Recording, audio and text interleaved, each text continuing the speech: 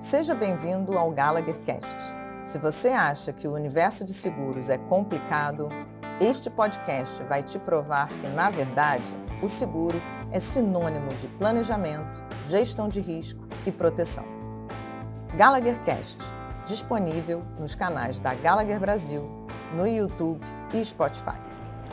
Olá, Roberto. Hoje eu estou aqui com o Roberto Dana, também. Já nos conhecemos há muito tempo. Nos falávamos muito pelo digital, não é? Com certeza. Já tinha dado atendimento para ele, na época eu acho que era de JLT Securitas, eu acho que foi Securitas, que eu comecei como seguradora. Então conhecia bem o Roberto dali, depois a gente se falava muito por LinkedIn, impressionante. E sempre tentando o encontro, o almoço, e nunca acontecia. Nunca acontecia. Isso. Aí a gente veio a se encontrar na Gallagher, quando eu já estava aqui montando a operação e a gente ali namorando a DN2A, mas não vou contar muita coisa. Primeiro eu quero saber desses seus 37 anos de mercado, Dana. Então, obrigado, Carla, pelo convite. É uma satisfação bater um papo aqui com os nossos ouvintes e colaboradores e falar um pouco da minha história nesse mercado.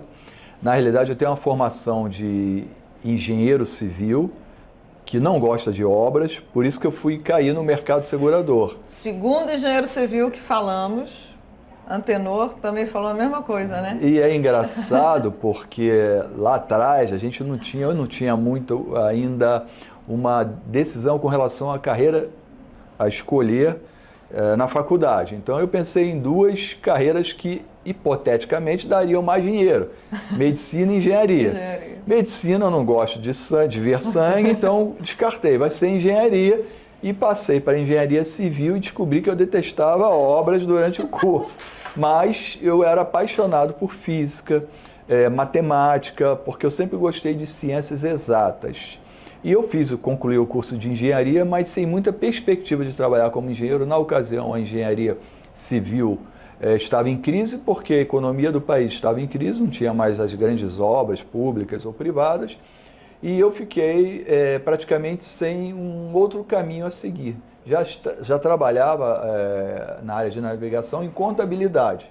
Entendi. E estava prestes a me formar em engenharia. Então eu fiquei ali numa encruzilhada, que caminho tomar.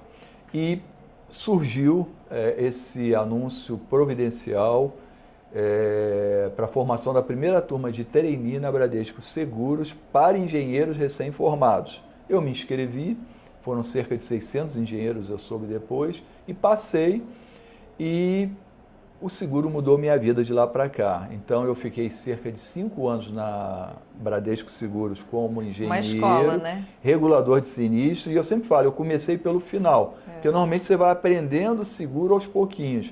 Lá a gente já pegava aquele calhamaço de clausulado, de coberturas, se está coberto ou não, para, obviamente, dar o parecer final sobre aquele determinado sinistro, se teria cobertura ou não, e qual seria a indenização a ser paga. E a gente não podia errar, obviamente, porque poderia prejudicar o segurado ou a própria seguradora. Então era um trabalho de pura pesquisa, leitura e dedicação. E é onde você efetivamente sabe se o seguro contratado, as coberturas contratadas e os limites contratados foram adequados. E é uma boa colocação, porque muitas vezes eu me vi frustrado no papel de representante da seguradora ao chegar no início numa fábrica ou até numa residência. No início me colocavam para ver incêndio em residência e perceber que o seguro mal ia pagar os prejuízos que o empresário ou aquela pessoa teve em sua residência, pelo fato dos seguros estarem mal feitos. E eu não podia fazer absolutamente nada, eu tinha que fazer o meu trabalho, que era o trabalho correto. Tendo em vista as condições gerais e particulares, está coberto ou não, por isso, a indenização é de tanto. E esse relatório, que na época não tinha nem computador, era feito à mão e depois datilografado, era analisado pelas instâncias superiores, até, dependendo do valor, chegar à diretoria e liberar ou não a indenização. E isso me causava uma certa frustração, e eu resolvi, depois de 5 anos, entendi que meu foco, efetivamente, o que eu gostava era estar na linha de frente com os clientes, o client facing. Então, para isso, eu teria que sair da área técnica, da área de regulação de sinistro e para a área comercial. Tentei na própria Bradesco, mas vi que não tinha muita oportunidade.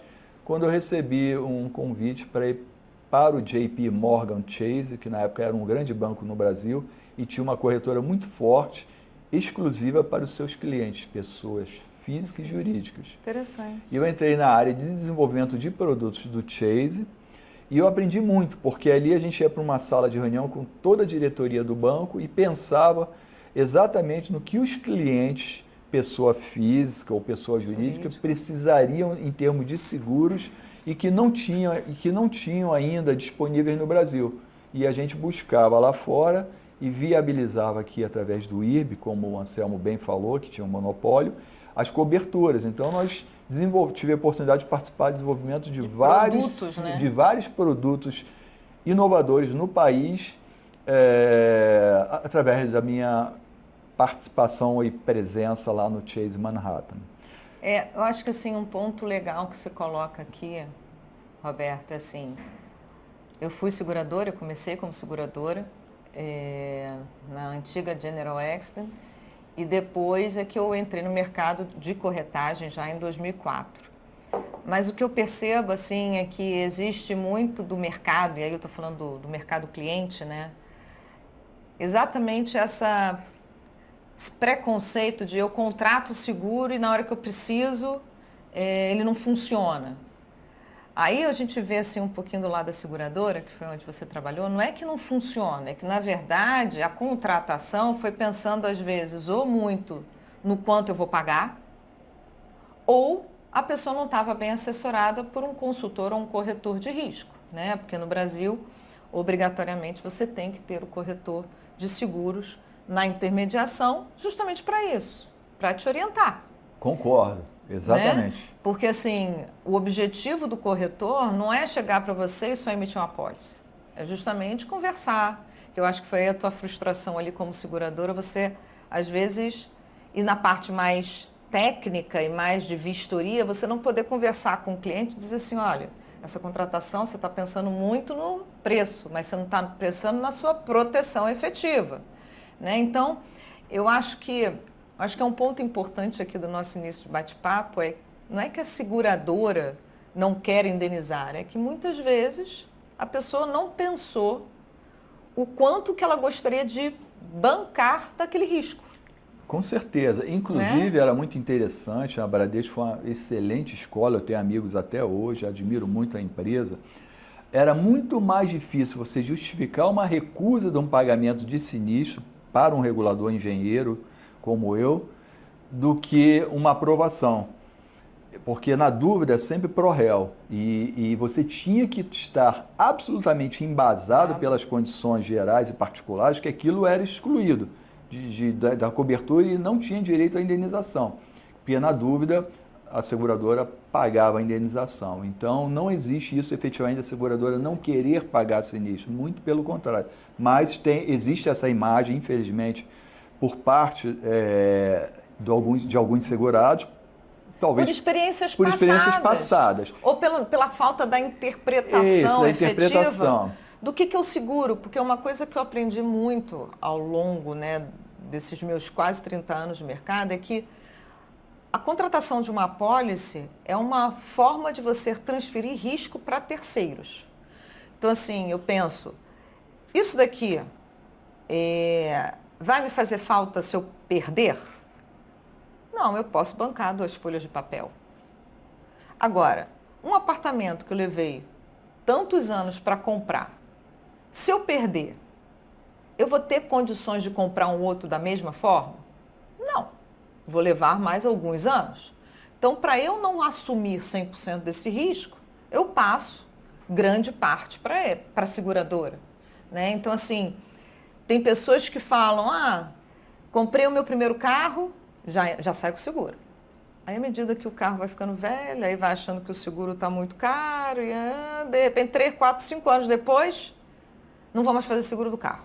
Agora não vale mais a pena. Mas a pessoa não pensa, muitas vezes eu converso com amigos meus e falo, olha, se você não quer fazer o seguro do seu carro, tudo bem. Se você acha que ele vale hoje 50 mil e você com 50 mil você compra um outro carro, mas pensa se você matar alguém. Pensa se você botar alguém deficiente. Você não tem valor estimado na vida de uma pessoa. Então faz pelo menos a contratação de um seguro de RC. Você vai pagar aí, sei lá, com um limite de 1 milhão, você vai pagar R$500, R$300, né? Porque o Brasil não é litigioso. Não, é verdade. As pessoas não param para pensar nisso. Não param para pensar porque eles olham o custo e acham que não vão ter nunca aquele prejuízo. E é uma avaliação absolutamente incorreta. E essa passagem pela seguradora, para mim, foi extremamente importante. Como eu falei, quando eu pulei e mudei para o lado do corretor, o client face, eu percebi, eu já entrei com conhecimento profundo das condições gerais e particulares. Então, foi muito fácil conectar esse conhecimento técnico à minha experiência comercial e em boas empresas e conseguir, de fato, atender os clientes com as coberturas adequadas, nem mais nem menos, mas suficiente para ele se sentir protegido. Então foi aí nesse momento que você realmente mudou de chapéu, você saiu ali da posição seguradora para a posição corretor de seguros. É isso aí. Foi muito interessante porque eu sou um cara de ciclos, vocês vão ver aí, de desafios. Então, quando eu percebo que o ciclo está terminado com sucesso, eu já estou me coçando para ver um novo desafio. É que você não gosta de zona de conforto, Eu né, não Roberto? gosto, nunca gostei. Então eu já estava ali, os meus relatórios eram considerados um dos melhores, eu reconheço que eu fiz um excelente trabalho lá como perito e engenheiro da Bradesco, mas aquilo já estava me incomodando. Aí um certo dia eu fui visitar, alguém me indicou, vai numa Red Hunter ali, conversa com ela, etc e tal. Ela me perguntou, mas o que você faz? Aí eu expliquei o que eu fazia.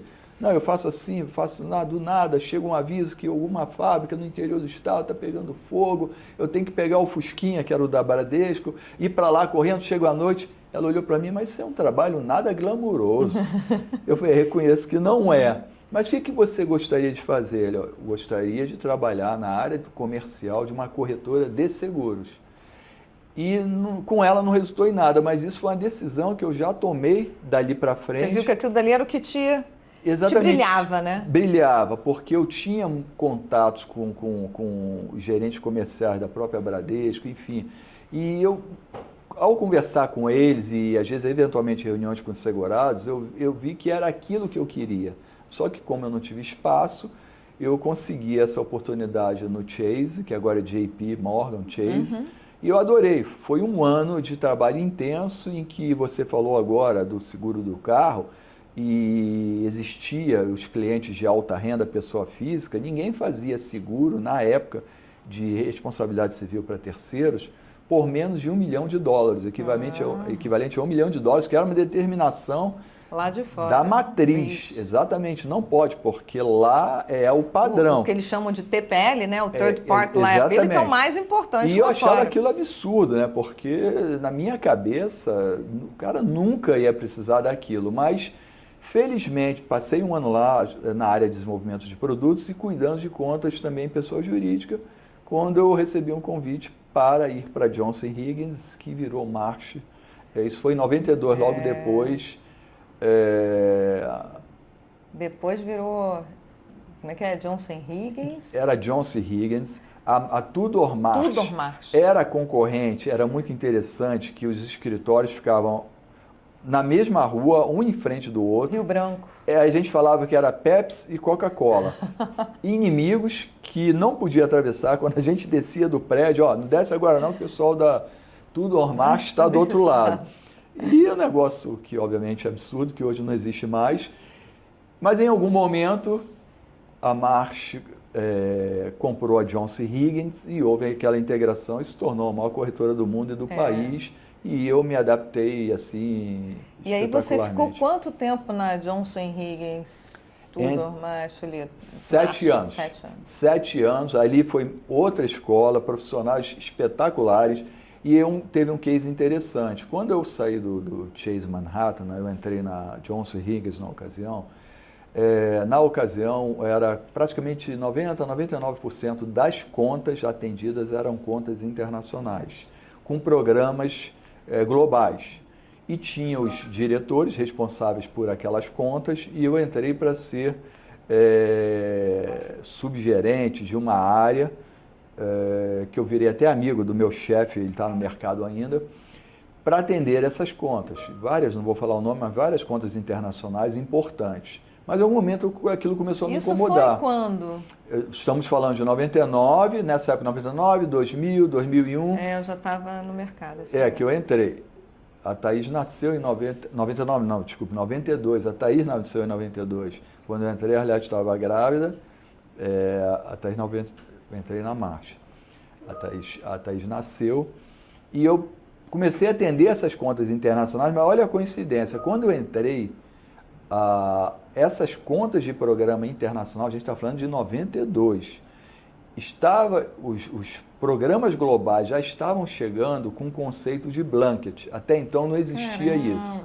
Até então você pegava uma pólice, lá no Chase Manhattan eu tinha contas locais grandes, com 100 páginas. Você tinha valor em risco para o escritório, valor em risco para o sanitário, para o toalete, valor em risco para... E aí você ia somando, tirava, aplicava a taxa, dava um prêmio. Eu aprendi dessa maneira. Então, imagine renovar uma pólice dessa. Foi isso que eu entrei na minha cabeça. Então, quando eu entrei, eu comecei a dar assistência e eu perguntei para o meu, então, chefe, como é que funcionava isso? Ele me explicou, não, isso vem lá de fora, mas é só para as empresas internacionais. É uma pólice blanket, guarda-chuva assim, assado. E aquilo ficou na minha cabeça. Até que um dia eu cheguei para ele e falei, escuta, eu posso prospectar usando essa estratégia? Não, de jeito nenhum, porque eu tenho que passar pelo IRB, ter um monopólio, etc. e tal. Mas aquilo me incomodou até que em determinado momento ele falou, vamos fazer o seguinte, pode, mas não fala para ninguém. Aí eu fui nessa empresa grande, muito grande, uma empresa de gás, que eu atendia na época no Chase Manhattan e fizemos um programa parecido que reduziu os prêmios em quase 40%, 50%. Quer dizer, você pegou um modelo... Um modelo de programa internacional e adaptamos para o programa para empresas locais. E a partir daí comecei a levar muitas contas para a March, utilizando essa estratégia, sempre pegando o aval do IRB e foi um negócio interessante, que ao mesmo tempo que foi muito bom para a March esse movimento de levar esse programa global para as empresas brasileiras, o nível de receita com isso, das contas internacionais, caiu assustadoramente, porque antes você tinha o somatório dos VRs, aplica a taxa, acho que era um desconto pela circulato zero, 20, exatamente, e acabou aquilo e você entra com um LMI, um guarda-chuva, reduz o prêmio em quase 40%. Então, e nessa época já tinha a tal da condição de IC de AL, não tinha? Difference in coverage, difference in limit. Exatamente. Então, foi uma época de aprendizado muito grande. Então, dentro da March, depois se tornou March, eu liderei várias áreas de massificados, área de novos negócios, área de contas internacionais e depois, por último, como diretor de novos negócios, quando eu recebi um convite na época de uma corretora cativa do Grupo Unipar, que era Securitas, para desenvolver negócios fora do grupo. Enfim, eu entrei lá, estranhei, obviamente, era uma corretora muito pequena, não tinha praticamente ninguém, só estrutura. Você tinha que trazer tudo do zero, então. Eu e Deus. Eu cheguei lá e perguntei, pedi para o acionista me apresentar os funcionários, os clientes, ele olhou para mim, que funcionário, que cliente? Eu falei, não tem? Isso é com você, se vira.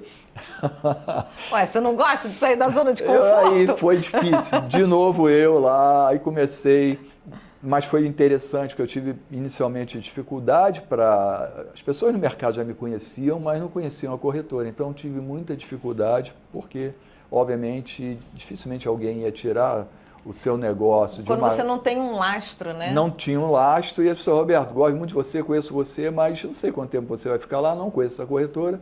E eu cheguei para o acionista e falei, olha, não vai dar. Assim eu não vou conseguir trazer negócio nenhum, eu preciso da sua ajuda. A gente tem que divulgar o nome da corretora. Tem que montar uma equipe. tem que montar uma equipe assim, assim, assado, mas vamos começar do início. Primeiro, eu tenho que mostrar para o mercado que a corretora, apesar de ser pequena, ela pode ser inovadora. Então, deixa comigo, eu vou correr atrás disso. Segundo, nós precisamos fazer uma divulgação maior dessa corretora. Foi quando ele conseguiu que a gente utilizasse a área de marketing do Grupo Unipar para nos dar assessoria. E começamos a fazer ações no Gávea Golf Clube, na questão dos torneios de golfe, e divulgar, botamos estandes, enfim, divulgar o nome, a marca Securitas. E era uma corretora mais voltada para o mercado massificado ou começava no massificado para ir Quando eu entrei, era uma corretora voltada para o massificados e pequenos negócios. Só que a minha linha sempre foi de médio a grande negócio. Então eu falei que a nossa estratégia deveria ser, até porque tinha um ativo importante, que eram as empresas do Grupo Petroquímico Unipar, nós deveríamos aproveitar e seguir nessa linha. E nos preparamos para isso. E começamos a trabalhar mais fortemente na criação de uma facility para as empresas do Grupo Petroquímico Unipar, que foi tão bem sucedida que nós conseguimos trazer outras empresas fora do grupo. Do mesmo tipo de indústria. E se tornou a maior facility na ocasião do mercado brasileiro de risco petroquímico. São cerca de 30 empresas químicas e petroquímicas, a maioria que não tinha nenhuma relação com o Grupo Unipar. E nós íamos todos os anos fazer roadshow para obter capacidade, eram cerca de 54, 55 resseguradores, e depois levávamos para o IRB decidir qual o percentual que ele ficaria, enfim, para a gente, junto com a seguradora, fazer a emissão da pólice e entregar para os clientes. Mas foi um sucesso a facility, e em paralelo começamos a trazer outros negócios também, médios e grandes, em função desse trabalho, até de empresas internacionais. E a empresa foi crescendo. Em algum momento eu percebi que nós precisávamos ter um braço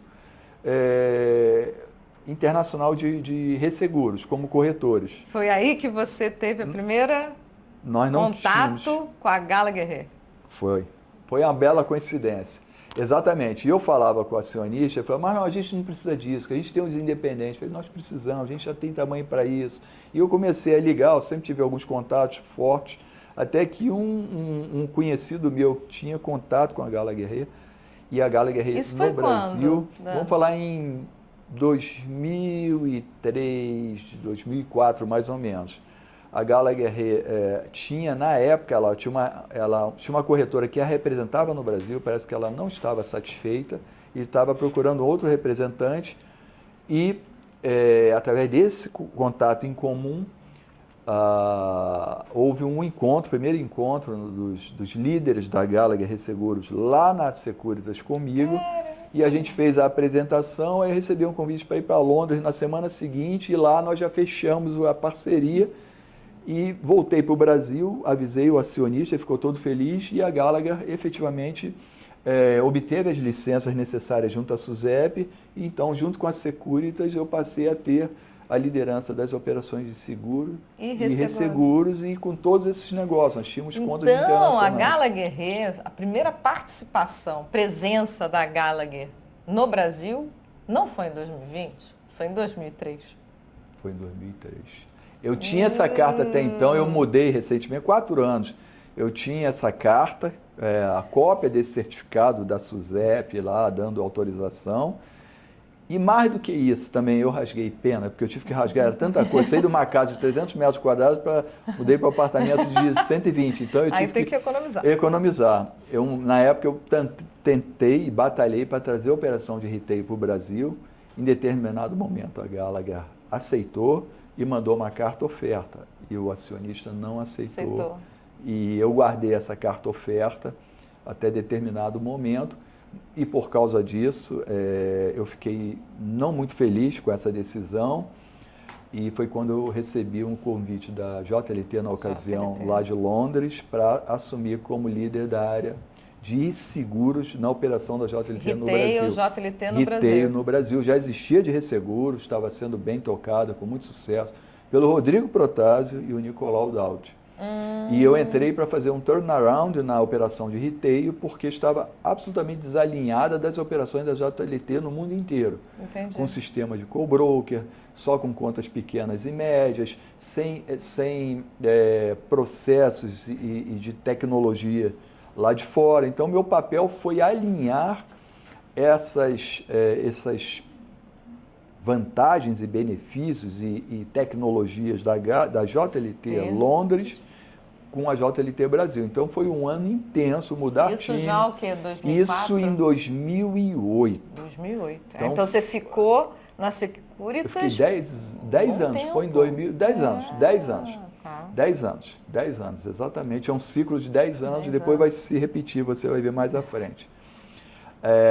Eu comecei um trabalho, foi extenuante, cansativo, me mudei para São Paulo, a família para o Rio, e fiquei dia e noite focado nisso, fazer mudanças, viajando para Londres, apresentando, fazendo business plan, tentando convencer, tentando trazer profissionais de outras corretoras, montando o time, os times de benefício, time técnico, time financeiro. Valmir trabalhava lá, Valmir foi meu grande braço direito na área financeira, um profissional excelente, extremamente qualificado e de confiança. E hoje estamos trabalhando Precisamos juntos. trazer Valmir para o Gallagher Cash. Valmir tem história. Tem história. Saiu um pouco aqui do vendas, atendimento a cliente, para o atendimento do cliente interno. Com certeza, Valmir, e eu sentei com ele e falei, Valmir, a gente tem um belo trabalho na frente, o business plan foi aprovado, agora é tocar. Então nós tivemos que abrir mão de alguns colaboradores, trouxemos vários do mercado, mudamos de escritório, tiramos o escritório que era muito feio no Centro Velho, colocamos na Paulista, na época, um prédio bem moderno, amplo, ficou muito bonito. E a segunda vez que foi muito interessante, que a primeira vez que o CEO Global veio no Brasil, ele veio para passar o bastão, falando, Roberto, você assume, daqui a alguns meses eu vou voltar para ver como está a operação. E foi um sucesso, porque isso foi em maio, quando eu entrei, em maio de 2008. Quando ele veio em novembro, nós já estávamos no escritório novo, nós já estávamos com toda a diretoria montada dos times, e eu fiz uma apresentação na ocasião com todos os diretores, onde nós estávamos, onde nós estávamos no passado, onde nós estamos e onde nós queremos chegar, e as ações e o que o mercado estava achando dessa nova JLT. E foi muito bacana, porque nesse ínterim, no final de semana eu fui para Buenos Aires para passar com a família, eu vi lá tal famosa capa da revista do The Economist, Brasil Takes Off, não. Brasil Takes Off. Comprei, foi 2008. Eu falei, isso vai servir para alguma coisa. Então, quando foi o boom do Brasil. O CEO Dominic falou que vinha ao Brasil para olhar a operação depois daqueles meses, eu tinha que fazer uma apresentação. E faltava um grande finale. E o que eu pensei? A capa da revista. Só que a gente colocou a capa da revista e o Brasil e a JLT entrando com o mesmo letra, formato, tudo parecido. Em algum momento, clicava, aparecia. E não colocamos. Então, fizemos a apresentação, foi interessante. Ele levantou, bravo, bateu palma, aí saiu da sala para ter uma ligação. Aí eu falei para o Nicolas, que trabalhava, que você conhece, Nicolas, puxa ele, não acabou a apresentação, melhor vem agora. Aí o Nicolas foi atrás e falou, não, mas já acabou a apresentação. Não acabou não. Aí trouxe ele estava atendendo a ligação da filha. Aí eu falei, Dominic, falta a apresentação final. Aí eu apertei e veio a capa. Era um Brasil Cristo subindo, né? O Brasil, o foguete. Brasil Takes Off. Ele olhou, tinha saído naquela semana em Londres também, ele olhou, tipo, isso eu já vi. Eu falei, peraí, apertamos outro botão, entrou a palavra JLT, Brasil Takes Off. Ele aplaudiu, etc. e tal. Então foi de novo um desafio bacana, fiquei feliz, entreguei o que eu me comprometi, mas de novo eu falei, agora está na hora de sair e para um outro desafio. E lá na JLT você ficou quanto tempo? 3 anos. 3 anos. Aí pedi demissão, não pensei em dinheiro, o Rodrigo Protásio sabe disso, tinha ações lá da holding, abri mão de um contrato ainda em vigor, para abrir minha corretora do zero no Rio de Janeiro. Eu falei, agora com tudo isso que eu aprendi. Eu quero fazer o melhor da minha experiência sem interferências de terceiros. Do jeitinho que eu gosto. Do jeito que eu gosto. Foi difícil porque não tinha investimento externo, era tudo recursos para você. próprios, não tinha nada. Isso foi em 2012? Isso foi em 2012, lá na Barra da Tijuca, no Le Monde, numa salinha de 30 metros quadrados. Eu fiz o convite para o Thiago Dana, que na época já trabalhava na Austral, já tinha trabalhado na JLT. Aliás, é um parênteses aí, um detalhe interessante, porque eu estava numa das reuniões que eu estava na JLT com o CEO global, Dominic, e a Vivian Wade, que depois trabalhou na Gallagher. Eu comentei, meu filho vai fazer estágio na Gallagher. E ele já estava acertado para fazer estágio na Gallagher Re. Só que eu estava saindo da Gallagher Re, eu tinha assumido a JLT, ele olhou, ele não vai fazer estágio, o Dominic, ele não vai fazer estágio na Gallagher Re, não. Eu falei, como assim? Vai fazer na JLT. Ô, Nicolau, Rodrigo, contrata o Thiago Dana. E o Thiago Dana foi trabalhar na JLT Re, porque não tinha nenhuma ligação com o retail. E ele ficou lá, fez carreira, trabalhou na área de engenharia, foi muito bem sucedido, o pessoal gostava muito do trabalho dele, até que ele recebeu um convite para ir para a Austral, que era uma startup. E eu, posteriormente, convidei ele para a DN2A, que era outra startup, guardadas as devidas proporções. Mas era uma startup. Então, mas foi bacana que eu sempre falo que a DN2A foram 10 anos, um projeto que eu acho que ficou marcado na minha vida, que eu considero que o maior legado foi ter feito tudo aquilo que eu me propus com as melhores pessoas, ter criado a melhor equipe no mercado, todos eles eu treinei exatamente como eu aprendi, compartilhei e aprendi muito com eles. E em 2022 houve o convite, e essas negociações com a Gallagher Retail estava entrando no Brasil, através do Rodrigo Protásio e o Arari, para que a DN2A, com tudo que nós já tínhamos construído, equipe, clientes, processo, BI, se juntasse à equipe da Gallagher. Foi aí que finalmente eu me juntei. Finalmente. Aí o Rodrigo falou, sabe quem está trabalhando conosco? A Carla Brunhosa. Que maravilha, Carla. Foi muito interessante. E a gente começou esse trabalho inicialmente no Rio. O Thiago começou como diretor da filial Rio, eu como diretor institucional, dividindo minha vida entre Rio e São Paulo, até que em algum momento o Thiago Dana recebeu esse novo desafio, uma nova posição para ser o diretor de operações da Gallagher Brasil. Mas com isso a filial Rio ficaria sem... órfã, né? Órfã, exatamente. E eu já conhecia as contas, obviamente, e eu me propus a ficar e tocar. E nesse ínterim houve a aquisição e a integração com a equipe da Interbro, que foi muito interessante. Foi um trabalho como já passou de arrumação, de treinar o time, enfim, acho que foi um trabalho que eu me empenhei bastante. E quando chegou no final de 2024, ano passado, eu recebi o convite para assumir essa nova posição da Gallagher Brasil como Head de ESG e Sustentabilidade. E que eu acho um tema extremamente importante, desafiador, difícil, mas como eu gosto muito de desafio... Você não gosta de ficar no comodismo, exatamente. Você quer coisa nova. Eu me lembro quando o Roberto recebeu a proposta já como diretor institucional e depois Head de ESG e também de sustentabilidade, eu me lembro que a primeira conversa que a gente teve, você falou, eu não entendo nada disso. É verdade. Mas eu vou estudar muito.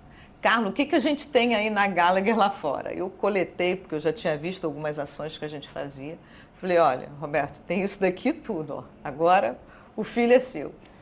E foi muito interessante, Carla, porque eu sempre li muito. Eu acho que é uma herança que eu adquiri do meu pai, desde pequeno. Ele era um leitor voraz de tudo, inclusive de jornal. Eu lia pequenininho, lia jornal do Brasil na ocasião, depois do Globo.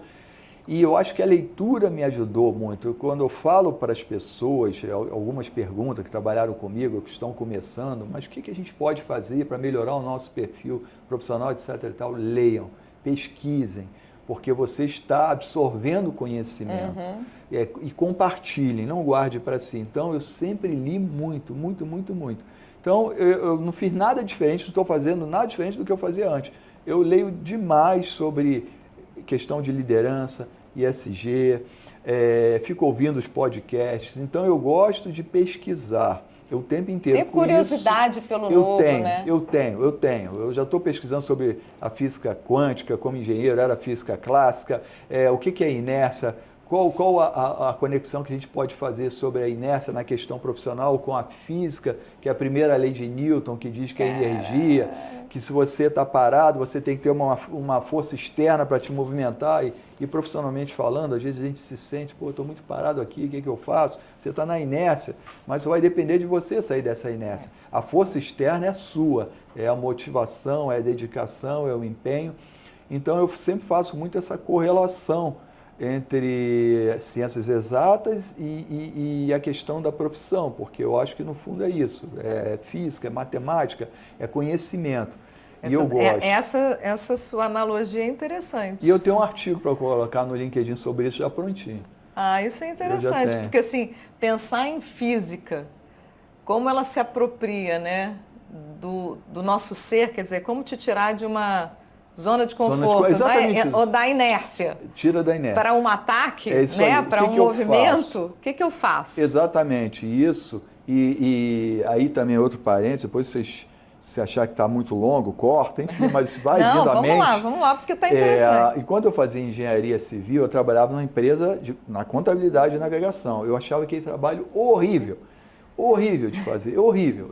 Eu praticamente dormia, e como eu era muito rápido, eu fazia na parte da manhã. Como eu precisava do trabalho, eu chegava do almoço, apagava tudo que eu fazia para refazer à tarde. E eu falava para o meu chefe. E ele falou, não, Roberto, tudo bem, você faz o que precisa aí. E era na Praça Mauá. Quem não conhece o Rio de Janeiro, é como se fosse o centro velho aqui, todas as empresas de navegação ficavam lá.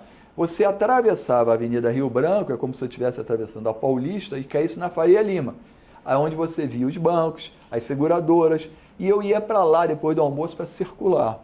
E eu passava em frente à Bradesco, aquele lugar, e falei, é aqui que eu quero estar, eu tenho que sair de lá. Então, é a tal da inércia. Eu estava me sentindo como se as forças estivessem me puxando para baixo. A tal da inércia onde eu estava trabalhando. Eu tenho que sair daqui. O que eu faço para sair daqui? Eu vou me formar em engenharia. Eu não posso continuar mais dessa maneira. Eu não gosto desse trabalho.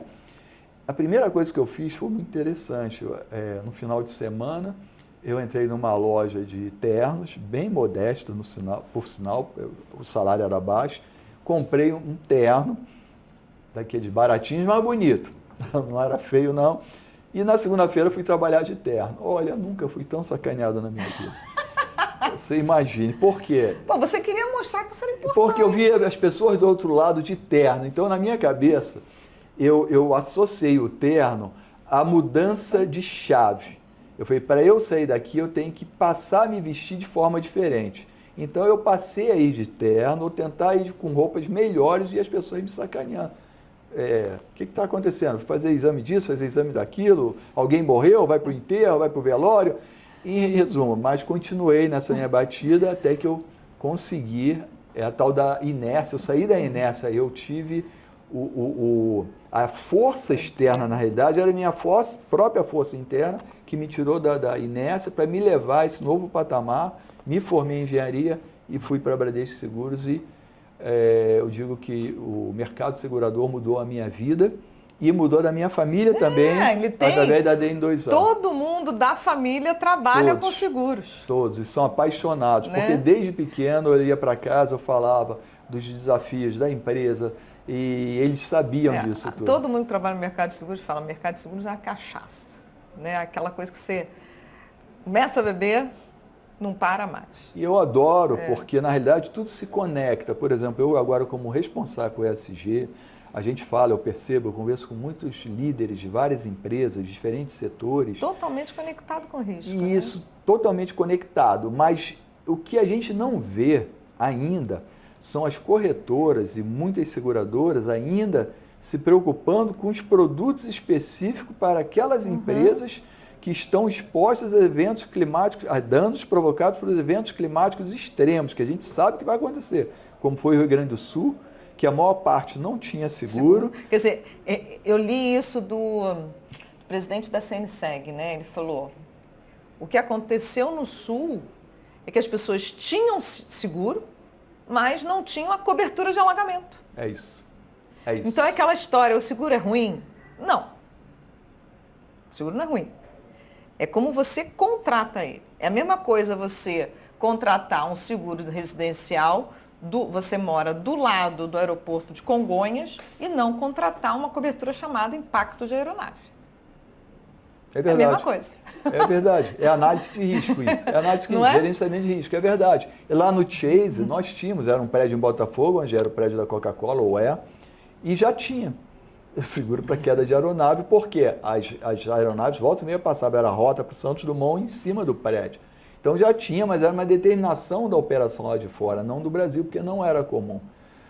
Então é isso. Como ESG, eu percebo uma oportunidade muito grande para a Gallagher, enfim, para os nossos clientes, porque a Gallagher lá fora, desde 84, antes de falar em ESG, a Gallagher já tinha isso em seus princípios, seus valores, sua cultura. É o Gallagher Way. Em 1984, o então CEO Robert Gallagher, ele estabeleceu esses 25 princípios, se você ler, se a gente ler, é puro ESG. E depois disso, a gente pula para 2015, através dos Objetivos de Desenvolvimento Sustentável da ONU, e se definiu os 17 princípios primordiais que os países deveriam seguir a partir dali. E a Gallagher, desses 17, ela já está implementando, já trabalha em 11 deles. Então, a Gallagher há muito tempo já tem isso em sua cultura, já tem isso arraizado no seu dia a dia. E no Brasil é natural, a gente trouxe desde o início, isso são os nossos valores, os nossos colaboradores, a gente tem um respeito muito grande uns pelos outros, nossos líderes pelos colaboradores. Eu digo que o Gallagher Way no Brasil, quer dizer, mundialmente, mas aqui eu falo que é o nosso mantra, né? É o mantra, com certeza. É o nosso mantra. A gente respira isso, eu me lembro, é o que você falou, quando eu entrei na Gallagher ali, começando a operação em 21, que eu queria conhecer a empresa, porque eu não conhecia nada da Gallagher, eu me lembro que eu entrei no portal, né, no nosso SharePoint, eu comecei a ler, e o Gallagher Way eu falei, isso daí foi criado depois do Covid, né? Porque depois do Covid, né, tudo era inclusão, tudo era respeito e empatia pelo próximo. Quando eu fui ver, não, o negócio era de 1984. 1984, não se falava. Não se falava sobre empatia. Nada, ESG, sobre inclusão. Nada. Né? É espetacular isso, porque, como eu falei, eu tenho estudado muito. E cada vez que eu estudo, mais eu quero estudar, mais eu estou aprendendo, porque não tem limite para o conhecimento. E uma coisa que eu gosto muito é compartilhar conhecimento. Então, eu converso com bastante líderes que estão assumindo essas áreas de ESG, eu aprendo muito, eu também compartilho conhecimento com eles. E a cada dia eu descubro coisas diferentes e que são realmente palpáveis. A gente vai fazer agora 2 apresentações, acho que vão ser importantes. Até para colocar todos os colaboradores na mesma página. Isso, né? Para os colaboradores, para as lideranças, como surgiu a questão da sustentabilidade, que muita gente confunde sustentabilidade com ESG, mas sustentabilidade surgiu logo muito antes, quando se falava na responsabilidade de cada um de nós sobre de viver de forma sustentável, de meio ambiente, falando muito de meio ambiente. E mais para frente se juntou, que faz todo sentido, se conectam, a questão ambiental, social e de governança voltado para as empresas. Ou seja, a empresa, para ser sustentável financeiramente, ela também tem que ser sustentável em termos de sustentabilidade e ESG, com seus colaboradores na questão ambiental e na questão de governança. Então, hoje, isso tudo está conectado. A gente tem vários casos, aí, infelizmente, de empresas que não fizeram o dever de casa, ou fizeram e disseram que fizeram, e é o tal greenwashing, exatamente, e perderam tudo, perderam bilhões por questões de governança, também a questão de social, por não tratar os seus colaboradores da maneira correta, enfim. Então nós temos muito cuidado com isso, porque a empresa é feita por pessoas. E aqui todo mundo se respeita, é a coisa que a gente já entra sabendo que vai ser dessa maneira, que ninguém... Roberto, aqui no Brasil, eu sei que tem uma circular da SUSEP, que é a 666, né, de 2022, que regulariza as seguradoras que elas incorporem a prática do ESG. É isso aí, é boa. Isso também é extensivo às corretoras ou Boa, não? boa questão, boa questão. O que que acontece? A circular 666 da SUSEP, ela obriga, vamos dizer assim, obviamente pela circular, que as seguradoras e resseguradoras, elas tenham uma política de essas ESG, práticas essas efetivas. práticas, e seus respectivos fornecedores. Então, quando você fala em fornecedor de seguradora, você fala em corretor de resseguros. Então, na prática, o que vai acontecer em algum momento? Tanto fornecedor quanto cliente, quanto a própria empresa, a cadeia toda vai ter que ter.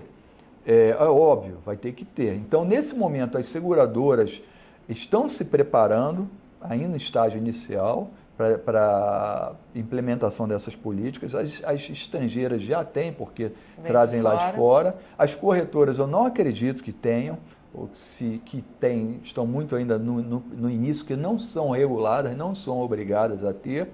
Mas, independentemente disso, a Gallagher tem lá fora e a Gallagher tem aqui no Brasil, e a gente está fazendo um papel de fortalecimento dessas políticas. Então, em algum momento, isso vai ser... Isso vai ser extensivo, e não é que é extensivo, mas vai ser mais regulado e inspecionado, vamos dizer assim, né? Pelo algum órgão dizendo, corretores, vocês também precisam fazer. E com certeza, Carla, eu acho que isso é uma questão, quando a gente fala, não, no novo governo dos Estados Unidos, esquece isso, não vai ter mais política de diversidade, inclusividade, mas isso é uma pessoa. E isso não surgiu de fora para dentro, isso surgiu de dentro para fora. As pessoas querem esse respeito. Exatamente. Né? Ninguém quer trabalhar num ambiente, uma empresa, que haja discriminação, que haja distanciamento, tóxico, ambiente tóxico, um chefe ruim. Ninguém. Então, isso não vai ser nenhum presidente ou nenhum governo que vai falar se isso é importante ou não. As empresas querem fazer e vão fazer, e inclusive as americanas. Então, estamos muito tranquilos com relação a esse trabalho, vamos continuar. Eu acho que não é um retrocesso, eu acho que todas as empresas, eu tive agora lá no South by South, se falou muito sobre isso, né? Além da inteligência artificial e saúde social e etc., mas ainda é pauta o ESG das grandes empresas, ainda é pauta.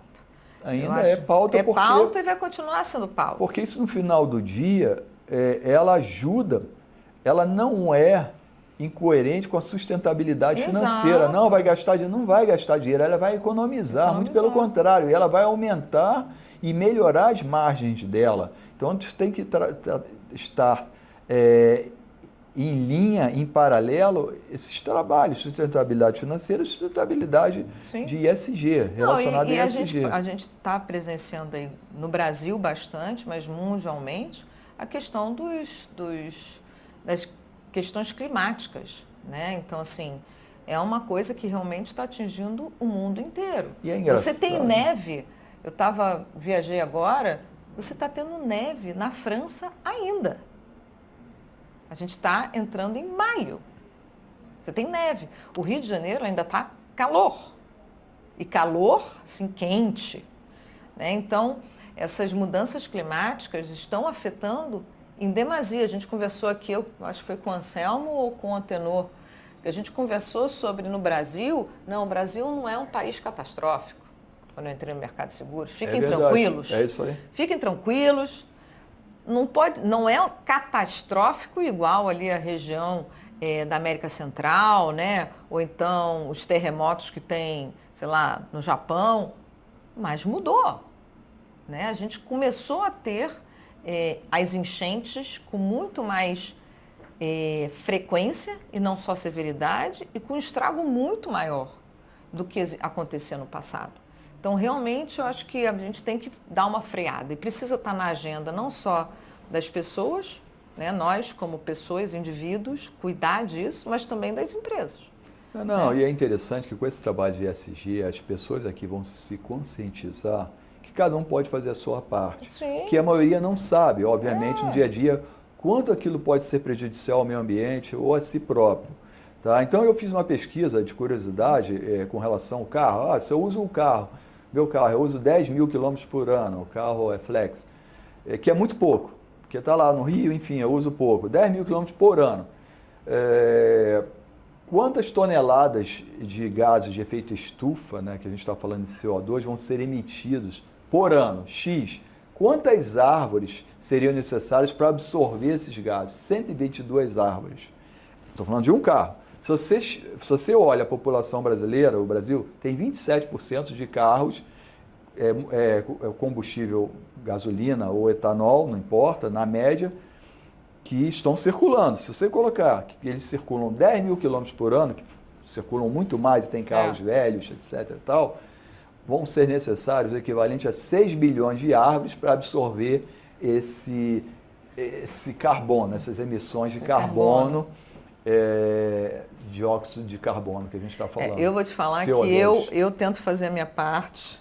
Eu viajo muito de avião, então eu sei o quanto eu emito, mas por outro lado, quando eu estou em casa, eu quase não saio com carro, só ando de bicicleta. Você... Já fui para a quarta bicicleta elétrica. Mas olha, é uma... É uma forma. Eu no Rio, em vez de eu pegar um carro para ir em algum lugar próximo, ou até longe, eu vou de bicicleta elétrica. Eu acho interessante.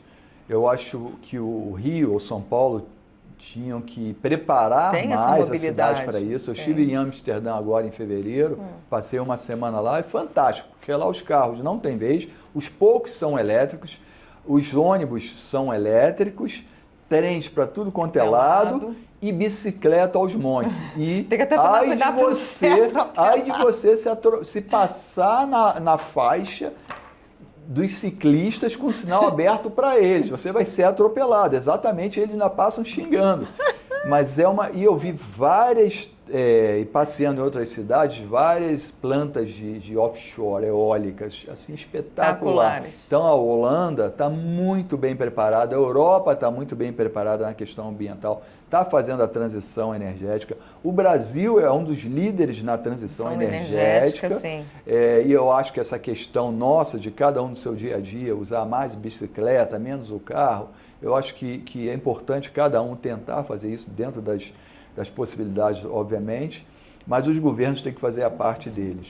Agora, para fechar aqui nosso bate-papo, Dana, assim, como é que você se sente criando isso do zero, uma pauta super interessante, onde ainda precisa ser muito debatido e explicado? Eu acho que existe um letramento do que é o ESG, né?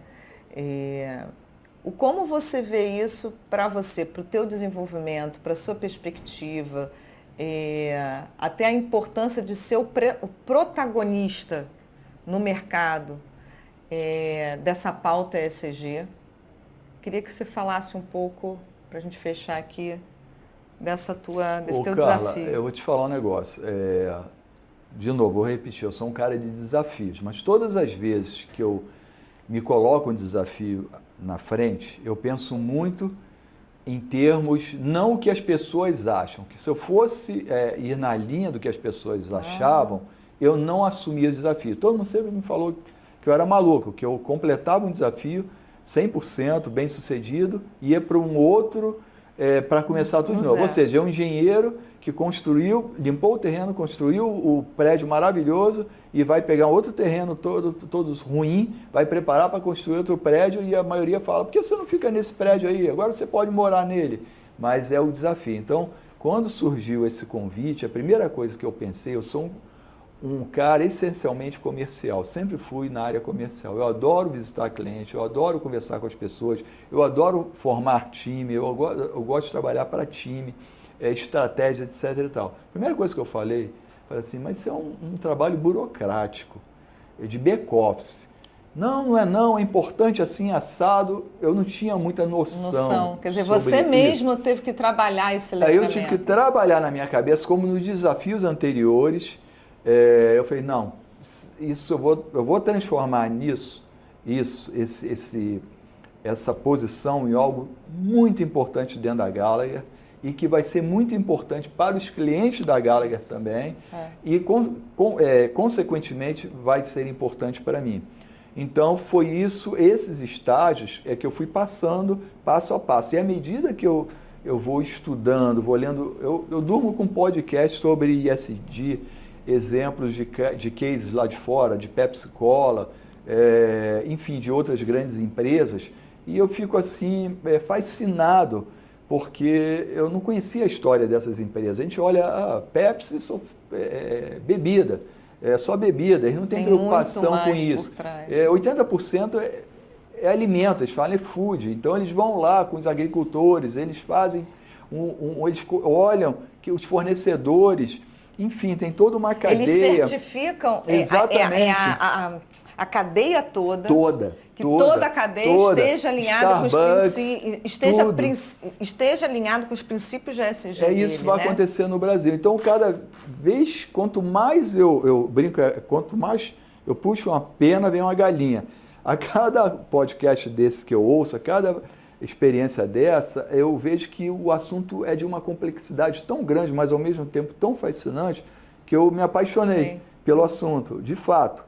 E eu estudo, já estou vendo essa questão climática no artigo que eu também lancei no LinkedIn, porque se definiu que a meta, isso no Acordo de Paris, a meta do aumento do clima, o limite seria em torno de 1,5 a 2 graus no máximo, que os países teriam que se comprometer com isso.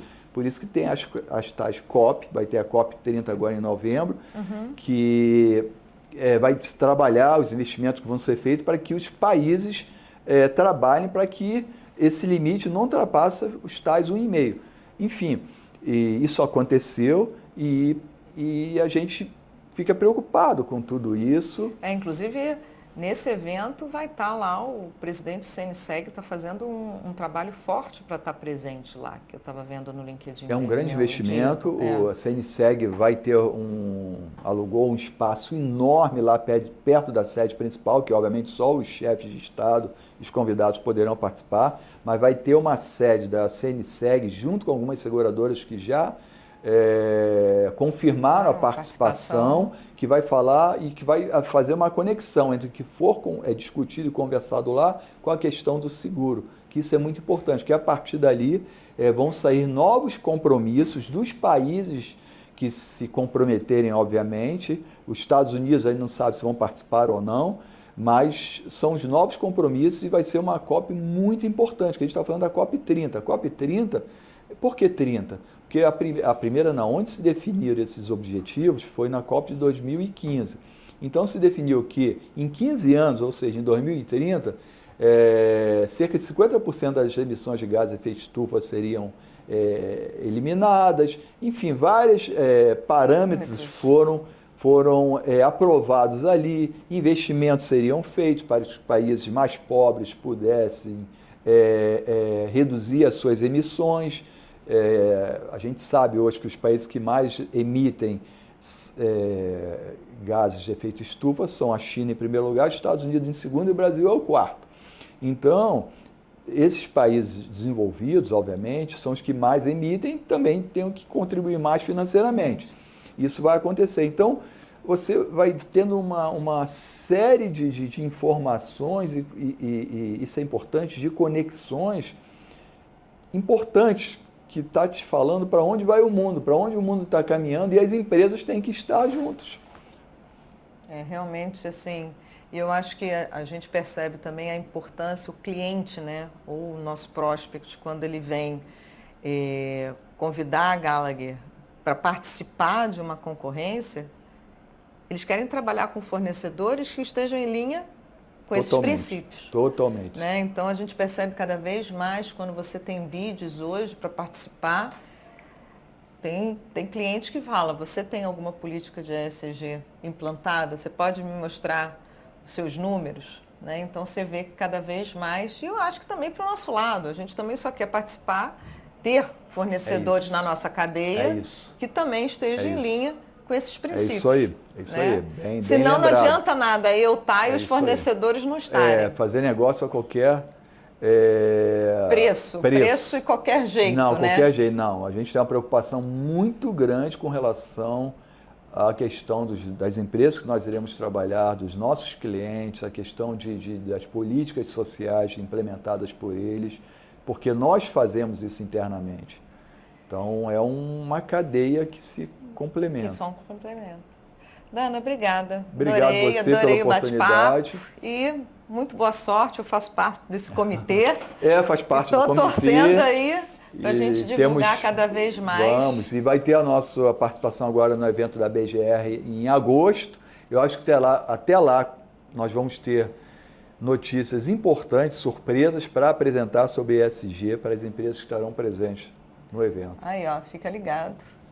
A BGR, agosto. Teremos novidades. Estaremos presentes lá. Obrigada. Obrigado.